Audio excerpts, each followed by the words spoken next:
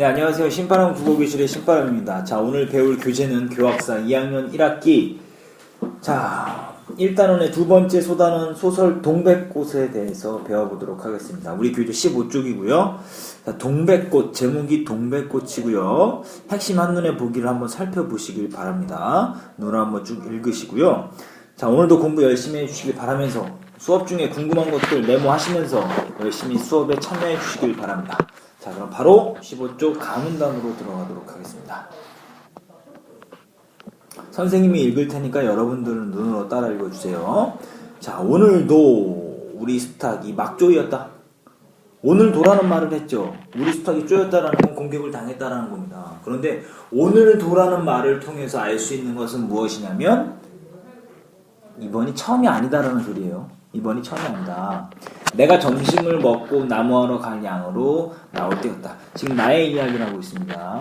내가 할 때 나의 이야기를 하고 있어요. 나의 이야기를 하고 있는데요. 나의 이야기를 하고 있기 때문에 시점을 찾을 수 있겠죠. 어떤 시점이 되겠습니까? 1인칭 주인공 시점이 되는 거예요. 나의 이야기를 하고 있으니까요. 1인칭 주인공 시점이다. 산으로 올라서려니까 등 뒤에서 푸드덕푸드덕 하고 닭의 횟소리가 야단이다. 깜짝 놀라서 고개를 돌려보니 아니나 다르랴. 또 두 놈이 얼려다. 또 싸움을 시켰다는 거죠. 점순내 수탉이 덩치 작은 우리 수탉을 함부로 해내는 것이었다. 그것도 그냥 해내는 것이 아니라 푸드덕하고 면두를 쪼고 물러섰다가 좀 사이를 두고 또 푸드덕하고 모가지를 쪼았다. 이렇게 멋을 부려가며 여지없이 닦아놓았다. 그러면 이 못생긴 것, 그러니까 우리 수탉은 쪼일 적마다 주둥이로 땅을 받으며 그 비명이 킥킥할 뿐이다. 물론 미처 아물지도 않은 면두를 또 쪼이어 붉은 선혈이 뚝뚝 떨어진다. 이걸 가만히 내려다보자니 내 대강이가 터져서 피가 흐르는 것 같이 두 눈에서 불이 번쩍 났다. 불이 번쩍 났다는 거죠. 두 눈에서 불이 번쩍 났다. 무슨 뜻입니까? 무슨 의미예요? 무슨 의미야? 눈이 번쩍 났다는 게 무슨 뜻이에요? 생각을 해보세요. 눈이 번쩍 나, 화가 났다 이 소리예요. 매우 화가 났다 이런 뜻입니다. 매우 화가 나. 매우 화가 난다 이런 뜻입니다. 그래서 대뜸 지게 막대기를 메고 달려들어 점순내 닭을 후려칠까 하다가 생각을 고쳐먹고 헛매질만 떼어놓았다. 그러니까 왜 점순내 닭을 후려치지 못할까? 보통 상황이면 후려칠 수 있겠죠. 나 열받겠습니다. 근데 그렇게 못한 이유가 있을 거예요. 그 이유가 뭔지를 한번 살펴볼 필요가 있습니다. 이번에도 점순이가 쌈을 붙여놨을 것이다. 바짝바짝 내 기를 올리느라고 그랬으니 틀림없을 것이다. 그놈의 계집애가 요새로 접어들어서 왜 나를 못 먹겠다고 그렇게 아르렁거리는지 모른다. 여기까지 읽었을 때 점순이가 지금 계속해서 우리 집 수탉하고 자기네 수탉을 쌈을 붙여서 우리 집 수탉을 괴롭히고 있죠? 근데 점순이가 왜 이렇게 나를 못살게 구는지를 우리는 궁금해해야 돼요. 독자 입장에선 왜 이렇게 점순이가 왜 나를 괴롭힐까? 그 이유는 무엇일까라는 궁금증을 우리는 갖고 이 소설을 읽어야지만 우리 이 소설을 분석할 수 있습니다. 소설을 분석할 때 선생님이 인물, 사건, 배경을 중심으로 분석해라라고 이야기했던 거 기억날 겁니다. 그럼 꼭 기억해둬야 되는 게 뭐냐면 지금 여기서 가문단과 나문단과 다문단까지 읽었을 때 지금 여기에 등장하는 인물이 누구죠?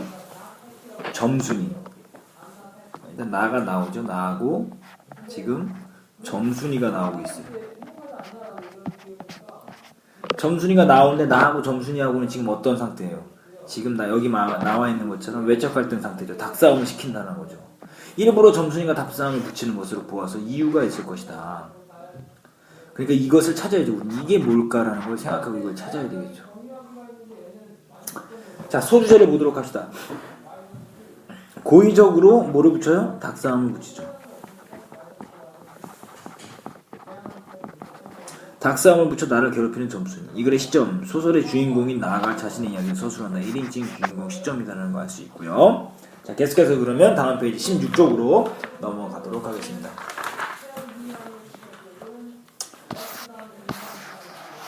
자, 나흘 전, 과거로 갑니다. 이게 뭐 어떤 구성입니까? 역순행적 구성이에요. 역순행적 구성.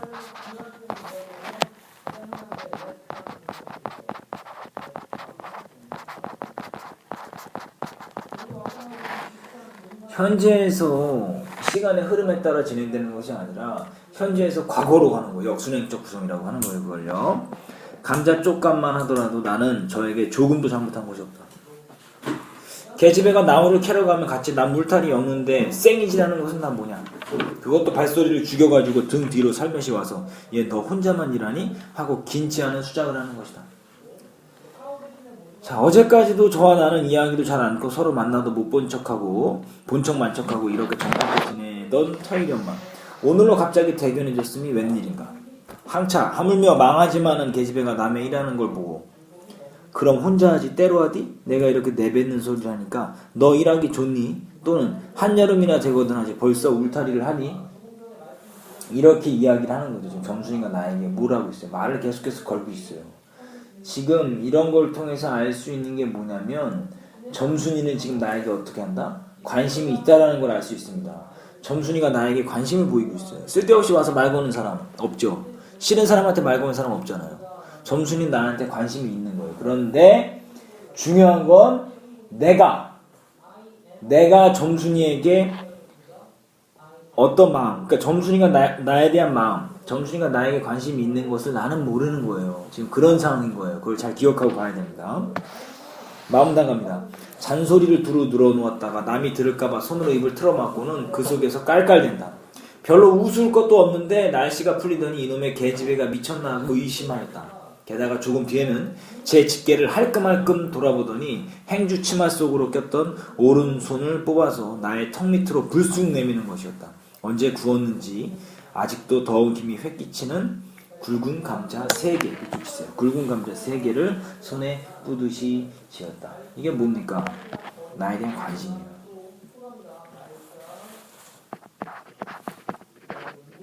나에 대한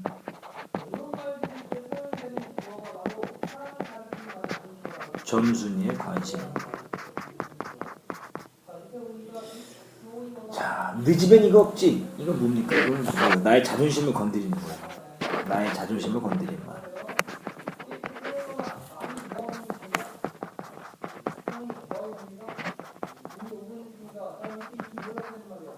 나의 자존심을 건드린 말이다.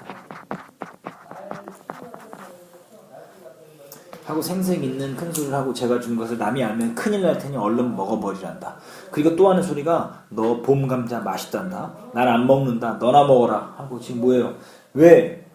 난 안 먹는다. 너나 먹어라. 이렇게 이야기했죠? 이것은 지금 거절하는 거죠. 점순이 호의를 거절합니다.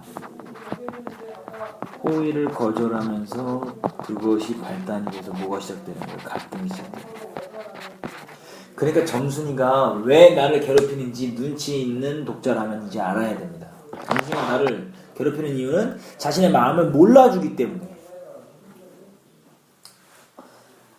자, 나는 고개도 돌리지 않고 일하던 손으로 그 감자를 도로 어깨 너머로 쑥 밀어버렸다. 그랬더니 그래도 가는 기색이었고 그뿐만 아니라 새근새근하고 심상치 않게 숨소리가 점점 거칠어진다. 이건 또 뭐야 싶어서 그때야 비로소 돌아다보니 나는 참으로 놀랐다. 우리가 이 동네 들어온 것은 근 3년째 되어 오지만 여지껏 가무잡잡한 점순이 얼굴이 이렇게까지 홍당무처럼 새빨개진 법이 없었다. 새빨개졌다. 지금 뭐예요? 홍당무처럼 새빨개졌다. 왜 새빨개진 거죠? 자존심 상하죠.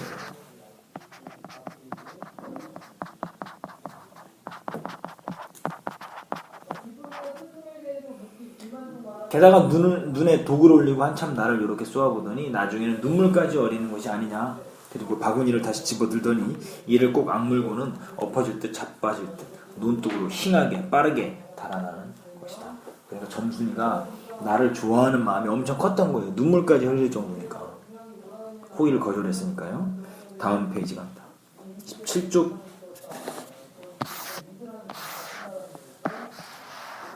어쩌다 동네 어른이 너 얼른 시집가야지 하고 웃으면 염려 마셔요. 갈 때 되면 어른이 갈라고. 점순이의 성격이었대요. 이런 말을 통해서 알 수 있는 점순이의 성격. 천연덕스러워요.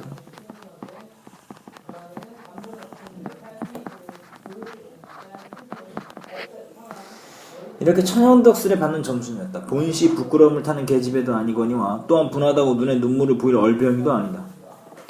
분하면 차라리 나의 등허리를 바구니로 한번 모지게 후려 때리고 달아날지언정. 난 아직도 모르는 거예요. 점순이가 왜 이러는지. 그런데 고약한 그 꼴하고 가더니 그 뒤로는 나를 보면 잡아먹으라고 길을 폭폭 쓰는 것이다. 왜 길을 폭폭 쓴다? 자신의 마음을 몰라준 것에 대한 복수예요.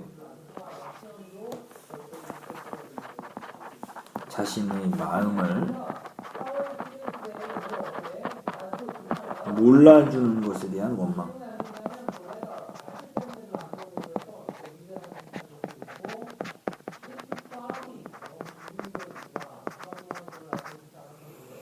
자, 점순이가 자신의 마음을 몰라주는 나에게 원망이 쌓여서 이렇게 행동하는 거죠. 이제 사랑이 뭐로 바뀐 거예요? 원망으로 바뀐 거예요. 서로 주는 감사를 안 받아먹은 것이 신뢰라면 그냥 주면 주었지. 네 집엔 이거 없지는 다 뭐냐? 내가 뭡니까? 내가 호의를 거절한 이유가 뭡니까? 네 집엔 이거 없지. 호의를 거절한 이유예요.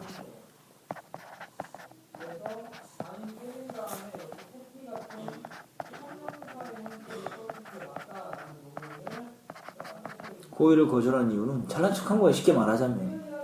그렇잖아도 저희는 마름이고 우리는 그 손에서 배제를 얻어붙이면, 배제라는 말 잘 알아보세요. 이건 땅을 소작할 수 있는 권리입니다. 배제를 얻어 땅을 붙임으로 일상 굽실거린다. 요 기억 니은으로 묶은 부분을 통해서 알 수 있는 건 뭐냐면 점순이하고 나하고의 무슨 차이? 신분 차이가 있다.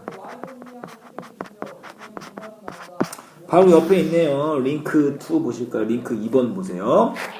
소작인과 마름, 소작인, 농지를 빌리고 소득의 일부를 지주에게 바치는 농민을 말한다. 소작농이라고도 한다. 마름, 지주와 소작인 사이의 땅을 관리해주는 사람.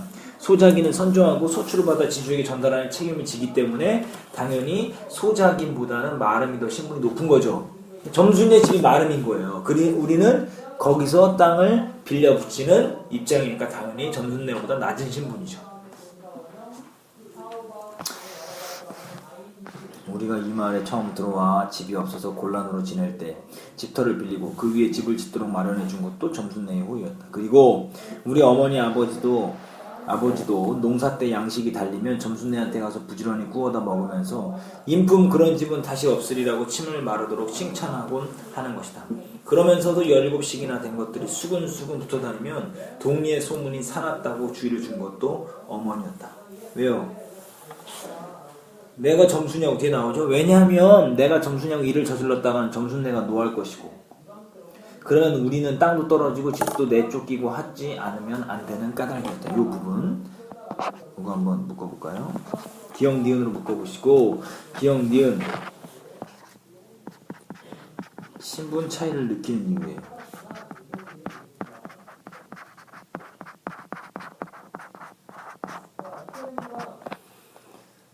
자, 점순이는 마름집 딸이기 때문에 내가 함부로 할 수가 없다 이 소리죠. 그런데 이놈의 계집애가 까닭 없이 길을 복복 쓰며 나를 말려 죽이려고 드는 것이다. 자, 소주자 보실까요? 나흘 전에 점순이가 준 뭐를 거절했어요? 고구마? 감자죠. 감자를 거절한 후에 점순이와 갈등이 시작됐다. 자, 구성상의 특징은 역순행적 구성이다. 그러니까 이거 중요하죠. 점순이가 나에게 감자를 준 이유와 거절한 이유. 나에게 감자를 준 이유는 나를 좋아하기 때문에. 내가 점순이의 감자를 거절한 이유, 점순이가 생색낸다고 생각해서. 이거 중요합니다. 옆에 있는 10번 문제 같은 경우 어떻게 되는 거죠? 나가 점순이가 내미 감자를 거절한 결정적인 이유가 되는 말을 아에서 4, 5절로 찾았어라. 뭐죠? 느 집엔 이거 없지. 4, 5절 되죠? 중요한 문제입니다. 이거 잘 나오는 문제니까요. 잘 기억해 두시고 다음 페이지로 넘어가도록 하겠습니다. 18쪽입니다.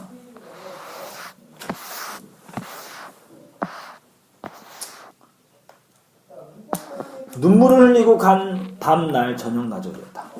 나무를 한 짐 잔뜩 지고 산을 내려오니까 어디서 닭이 죽는 소리를 친다. 이제 뭡니까? 이거는 사흘 전보다는 뒤의 일이죠. 감자를 주려다 무한당한 다음 날이야. 무슨 말인지 시간의 흐름을 잘 기억해 둬야 돼요. 나무를 한 집 잔뜩 찌고 내려오는데 닭이 죽는 소리. 이거 네 집에서 닭을 잡나고 점순네 울타리 뒤에 돌아오다가 나는 그만 눈이 동그래졌다. 점순이가 제 집 봉당에 홀로 걸터 앉았는데 이게 치마 앞에다 우리 씨암탉을 붙들어 놓고 이놈의 닭 죽어라 이렇게 안팡지게 패주는 것이 아닌가. 그것도 대가리나 치면 모른다만 아주 알도 못 나오라고 그 볼기짝개를 주먹으로 콕콕 쥐어박는 것이다. 그러니까 지금 뭐 하는 거예요? 점순이가 뭐 하는 거예요? 나를 괴롭히는 거예요. 어떻게? 이놈의 닭 죽어라 이렇게 하면서. 점순이의 행패. 점순이의 행패 1번. 우리 집자보다 막 때려요. 나는 눈에 쌍심지가 오르고 사지가 부르르 떨렸으나 사방을 한번 휘둘러 보고야 그제야 점순이의 집에 아무도 없음을 알았다. 작은 참지게 막대기를 들어 울타리 중타고 후려치며 이놈의 개집에 남의 닭 알 못 나오라고 그러니? 하고 소리를 빽질렀다. 지금 나는 점순네 집에 아무도 없는 거. 왜? 마름집이니까. 마름네 집. 우리 집보다 신분이 높은 집이잖아요. 그러니까 함부로 화를 못 내는 거예요. 어른들이 없는 걸 확인하고서 뭐 하는 거예요? 소리를 지르는 거예요. 분노를 지금 표출하는 거죠.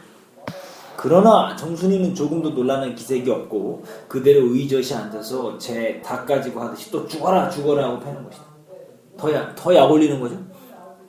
이걸 보면 내가 산에서 내려올 때를 겨냥해 가지고 미리 닭을 잡아가지고 있다가 너보라는 듯이 내 앞에서 죄 지르고 있음이 확실하다.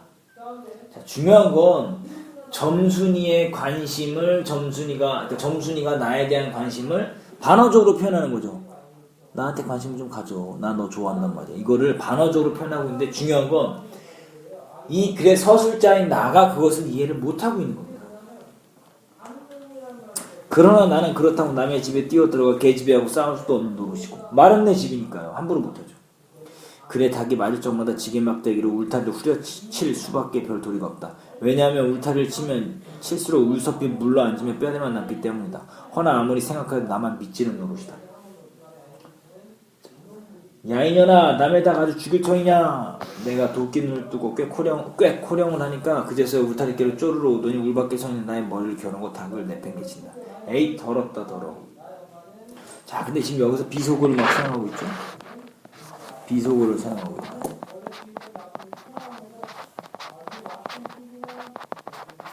비속어를 사용하는데 비속어를 사용함으로써 얻을 수 있는 효과는 뭐죠? 현장감. 마치 그곳에 있는 것처럼 아주 생생한 현장감과 사실성.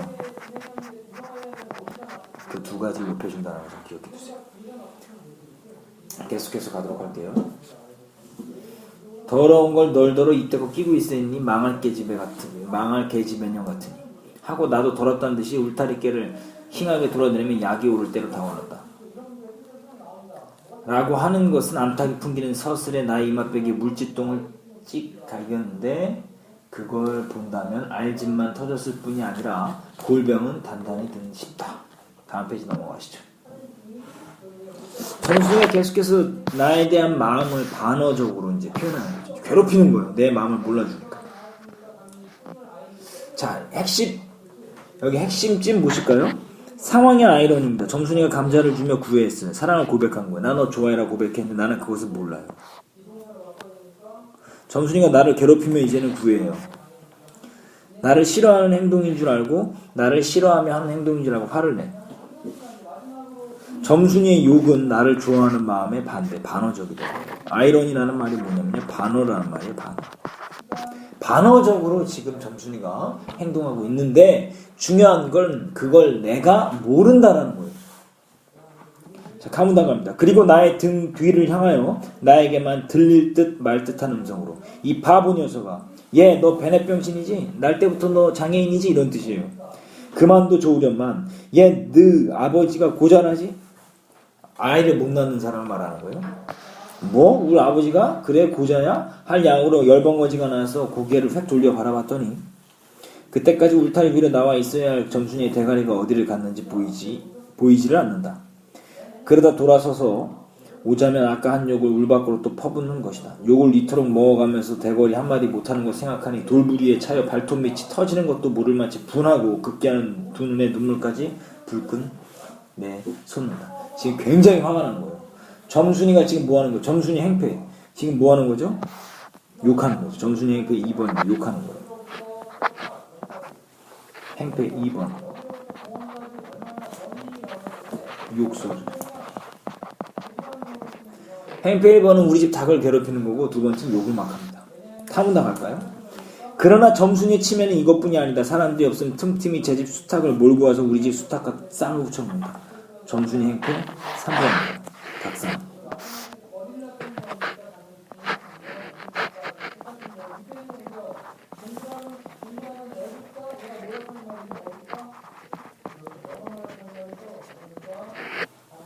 제 집 수탉은 썩 험상궂게 생기고 쌈이라면 회로를 치는 고로 을에 이길 것을 알기 때문이다.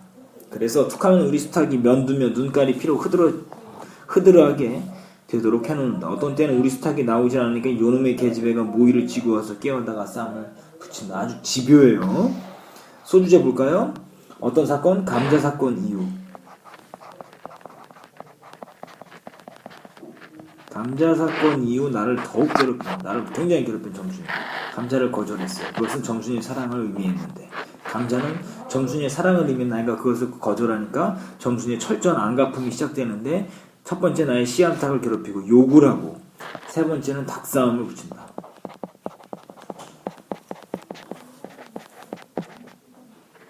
내가 점순에게 맞서지 못하는 이유는 점순에게 잘 보여해. 왜냐하면 마름이기 때문에. 하지만 우리 집은 소장농이야. 점수는 내가 훨씬 더 강하기 때문이다라는 것 알아두시기 바랍니다. 그래서 오늘 배운 부분에서 가장 중요한 부분은요. 지금 점순이가 나에 대한 마음을 이제는 뭐 하는 거죠? 감자 사건 이후로 반대로 표현하는 거예요. 이제 괴롭히면서 자신의 마음을 알아주기를 바라고 있는 겁니다. 그 마음을 모르고 있는 나 때문에 계속해서 괴롭힘이 진행되고 있는 거고요. 왜 괴롭히는 것인가를 잘 기억해 두시고 오늘 복습하시길 바랍니다. 그래서 배운 부분 복습하시고요. 19쪽까지 관련 문제 풀어보시길 바라면서 다음 시간에 또 만나길 바랍니다. 질문할 것이 있으면 수업 중에 질문해 주시길 바라요. 자, 그럼 다음 시간에 다시 만나요. 소년이여 야망을 가져라.